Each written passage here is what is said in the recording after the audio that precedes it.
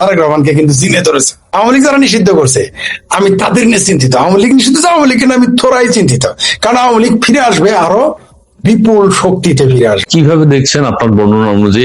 আমরা একসময় শুনেছি যে অন্তর্বর্তীকালীন সরকারের সময় মির্জা আব্বাস সাহেব বলেছেন কোন দল নিষিদ্ধ হোক সেটা আমরা চাই না, আবার আমাদের সালাউদ্দিন সাহেবও বলেছেন যে কোন দলকে নিষিদ্ধের পক্ষে আমরা না।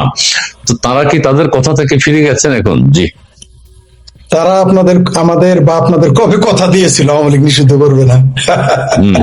নাম্বার টু, যে সংসদে স্বাধীনতা বিরোধী দলেরা হচ্ছে বিরোধী দল আর সরকারি দল হচ্ছে স্বাধীনতা বিরোধী দলের পৃষ্ঠপোষক, সেই সংসদে আওয়ামী লীগ নিষিদ্ধ হলে অবাক হওয়ার কিছু নাই তো। কারণ আওয়ামী লীগ নাই বলেই তো তারা ক্ষমতায় চলে গেছে। আওয়ামী লীগ নিষিদ্ধ করার কি আছে? তারা জয় বাংলা স্লোগান দিলে মারে, শেখ হাসিনার ছবি থাকলে পেটায়, বঙ্গবন্ধুর সমাধিতে বা 32 নম্বরে বা স্মৃতিসৌধে ফুল নিয়ে গেলে সন্ত্রাস বিরোধী আইনে মামলা লাগাই দেয়। তো সেই এখন তো আওয়ামী লীগ নিষিদ্ধই হয়ে আছে, বরং আনুষ্ঠানিক ভাবে এটা স্বীকৃতি দিল মাত্র। আওয়ামী লীগ তো যেই দিন 2024 সালে 5 আগস্টের 2টার পর থেকেই 4টার পর থেকেই তো আওয়ামী লীগ নিষিদ্ধ, এটা এখন আইনে পাশ হলো মাত্র। ওয়াকার সাহেব, সাদা শকুন ইউনুস, তারপর বিএনপি, আমার ভাবির পোলারা মিলকে জুলকে এক চিমটি, এক মুঠো সেনাবাহিনী, আধা মুঠো বিএনপি, কোয়ার্টার মুঠো জামাত, আর এক চিমটি আমার ভাবির পোলা, সব মিলে একটা স্যালাইন বানাইছে আওয়ামী লীগ নিষিদ্ধ হওয়ার। তো আমার এইখানে কথা হলো যে এই আওয়ামী লীগ যে তারা নিষিদ্ধ করলো, সমস্যা হলো যে ওই যে আমাদের গ্রামের সেই জামালপুরে প্রবাদ কয়, তুই এত ফরিদা তো বেশি কান, 10টা মারা গেছে তোর দাদা, তোর বাপ বলে না বেশি কান? না ভাই আমার বেশি কান হোক, কয়ার পর তোমার বাপের বলা। তো আমার এখন মনে হইতেছে আমি একটু চিন্তিত না, কারণ আমি একটু চিন্তা করতেছি, আমি আগে সংশয় ছিলাম আওয়ামী লীগ কামব্যাক করলে পাওয়ারে তারা জামাত নিষিদ্ধ করবে কি করবে না, বিএনপি নিষিদ্ধ করবে কি করবে না। ঠিক আছে, আমি যেমন জামাত নিষিদ্ধের পক্ষে সবসময় ছিলাম, বিএনপি নিষিদ্ধের পক্ষে 50-50 ছিলাম, যে করলেও ভালো না করলেও আরো ভালো। কিন্তু এখন বিএনপি যে কাজ করলো আলহামদুলিল্লাহ, এরপরে বিএনপি নিষিদ্ধ করলে আমরা কিছু বলতে পারবো না। বিএনপি মূলত এখন আমার ওই যে বাপ মারাচ্ছে আমার দাদা মূল্যে বেশি কানতে হবে, কারণ এরপরে বিএনপি, আমি আওয়ামী লীগ কিনে আওয়ামী লীগ তো নিষিদ্ধ করিয়ে দিয়েছে, এখন আগামীতে বিএনপি নিষিদ্ধ হবে, সেই কাজটা তারা করে গেল। কারণ আরেকটা জামালপুরের কথা আছে, এটা গ্রামেও আছে, গ্রামের সারা বাংলাদেশে যারা হাল চাষ করে তারা জানে যে আগের হাল যে দিকতে যায় পিসের হাল ওই দিক দিয়ে যাবে। বিএনপি যদি নিষিদ্ধ করতো আওয়ামী লীগ এসে, তাহলে আওয়ামী লীগকে বহুত কাঠখড় পোড়াইতে হইতো, বহুত কৈফিয়ত দিতে হতো, তাদের নতুন কথা শিখতে হইতো না। যেমন আমি এখন বিএনপির নেতাদের কাছ থেকে মিথ্যা কথা শিখি, আমার ভাবির পোলাদের কাছ থেকে চাপা শিখি, আমিও শিখি অনেক কিছু, জামাতের কাছ থেকে মুনাফিকি শিখি। কারণ যদি কখনো রাজনীতিতে যুক্ত হয়ে গেলে তো লাগবেই, জামাতের এমপি মন্ত্রীদের মতো চামচামি শিখতে হবে, জামাতের বিএনপির এমপি মন্ত্রীদের মতো চামচামি, জামাতের মতো মুনাফিক আর ভাবির পোলাদের মতো বদামি শিখতে হবে, কিছু ভাষা শিখতে হবে, এগুলো আমি শিখতেছি। যদি চান্স পাই এই যাই তাহলে এগুলো লাগবে, কাজে দিবে। তো আওয়ামী লীগ যারা নিষিদ্ধ করছে আমি তাদের নিয়ে চিন্তিত। আওয়ামী লীগ নিষিদ্ধ, আওয়ামী লীগ আমি থোড়াই চিন্তিত, কারণ আওয়ামী লীগ ফিরে আসবে আরো বিপুল শক্তিতে ফিরে আসবে, ভয়ঙ্কর শক্তি। ভয়ঙ্কর বলতে বিপ্লবী শক্তি, ভয়ঙ্কর মানে এই না যে বিধ্বংসী, ভয়ঙ্কর বলতে অনেকেই বলবো যে আমি যখন বলি আওয়ামী লীগকে ভয়ঙ্কর ভাবে ফিরতে মানে বিপ্লবী হয়ে ফিরতে হবে, আর সেই কাজটাই বিএনপি করে দিচ্ছে। আওয়ামী লীগ চায় না, আওয়ামী লীগ চাইছিল না বিপ্লবী হইতে, নিষিদ্ধ করার মাধ্যমে আওয়ামী লীগের বিপ্লবী একটা ড্রেন বানাইছে, এই ড্রেনটা আস্তে আস্তে বড় হবে, উন্নতি হয়ে যাবে। আওয়ামী লীগকে পচানোর জন্য এবং আসিফ নজরুল সাহেব, ব্রিগেডিয়ার সাখাওয়াত এরা টার্গেটে ছিলেন, এদেরকে মেরে আওয়ামী লীগের উপর দোষ চাপানোর একটা পরিকল্পনা স্নাইপারদের ছিল। আসিফ নজরুল সাহেব সেটা ক্লিয়ার করেন নাই, বলছেন যে আমি যে আওয়ামী লীগের বিরুদ্ধে অনেক কথা বলেছি, আমাকে হয়তো আওয়ামী লীগ মেরে ফেলতে চাইছিল। ঘটনা কি তাই? ফরিদ ভাই একটু ব্যাখ্যা করবেন। শোনেন, শয়তান যত ভালো কথাই বলুক তারা বিশ্বাস করা যাবে না। Thank you. বুঝতে পারছেন, শয়তান মাঝে মধ্যে ভালো কথা বললেই মনে করেন না ওটা আরেক শয়তানি। মানে যারা বদ হয় তারা যখন, খারাপ লোক তো খারাপই, কিন্তু খারাপ লোক যখন ভালোর ভূমিকায় আসতে থাকে ভাববেন তার বদমাইশি আরো বেশি, আরো পরিকল্পনা আছে। একটু অ্যাড করে দিই, প্রত্যেকটা কথার মধ্যে বলছে আমি জানতাম না, আমাকে হাইড করে আমাদের স্যার সেটা করেছেন। এটা কি ধরনের বাটপারি, এটা একটু বলবেন।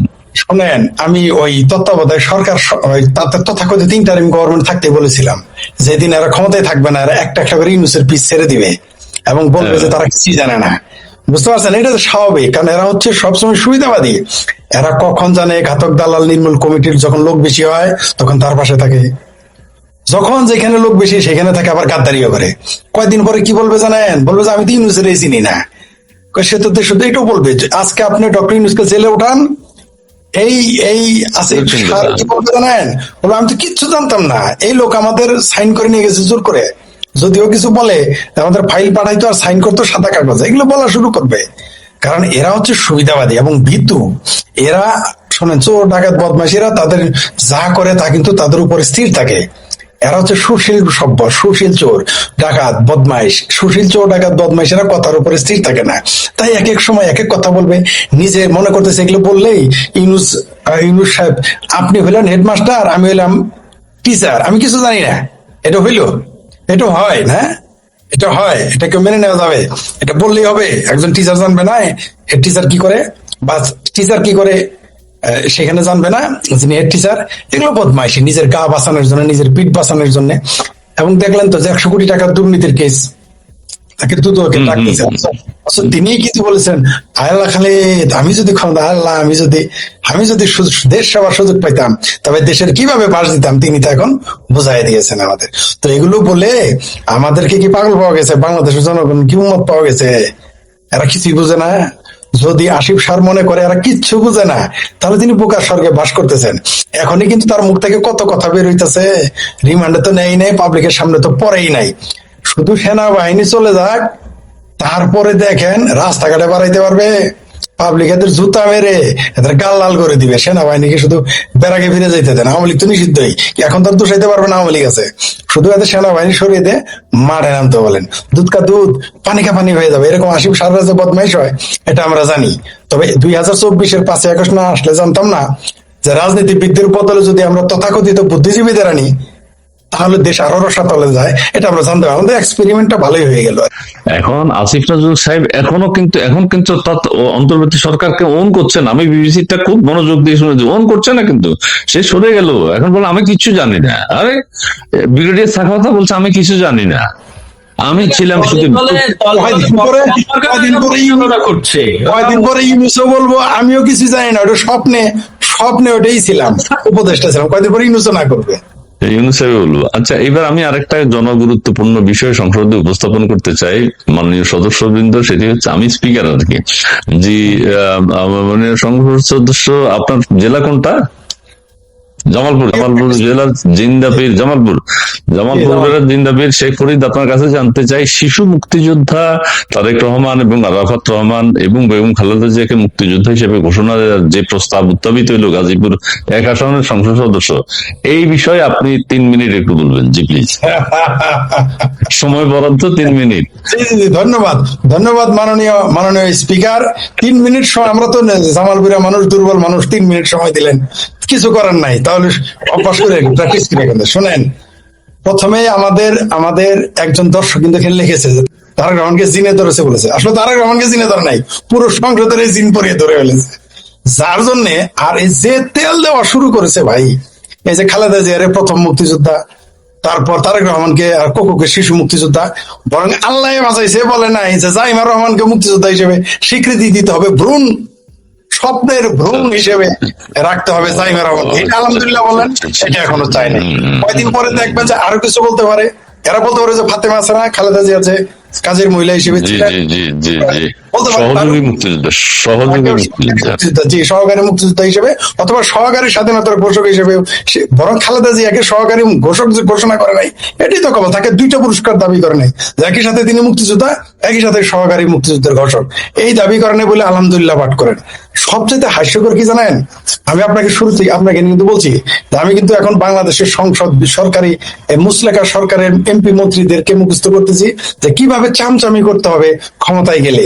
আর জামাতের কাছ থেকে মুনাফিকি শিখতেছি, আর ভাবি পোলাদের কাছ থেকে বিতলামি শিখতেছি।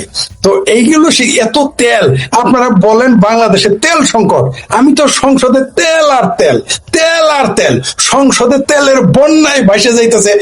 এই জন্যই মন্ত্রী বলছে যে তেলের সংকট নাই। আমার বন্ধু লিখছে আমাকে তেলের সংকট নাই, না ভাই নাই। আপনি দেখেন মুখে এত তেল, তারপরও আপনারা বলেন তেলের সংকট, এটা কোনো কথা? এটা ঠিক না। তবে এই যে এগুলো বলার মাধ্যমে মুক্তিযুদ্ধকে, এমনকি তাদের এই যে জিয়া পরিবারকে একটা কি বলবো, আর এটা বলাটা উচিত কিনা, একবার হাস্যকর করে তুলছে না, মুক্তিযুদ্ধকে হাস্যকর করে তুলতেছে, এমনকি জিয়া পরিবারের মানুষদেরকে হাস্যকর করে তুলছে। শুনেন, সব সরকারের সময় কিছু চামচা থাকে, এই চামচারাই কিন্তু দলের 12টা বাজায়। তা আমার ধারণা আওয়ামী লীগের আমলে তাদের চামচারা 12টা বাজিয়েছিল, তো এখন তো একটু আগে যেতে হবে না, কারণ আগের হাল যেতে পিছনের হাল একটু আগে যায়।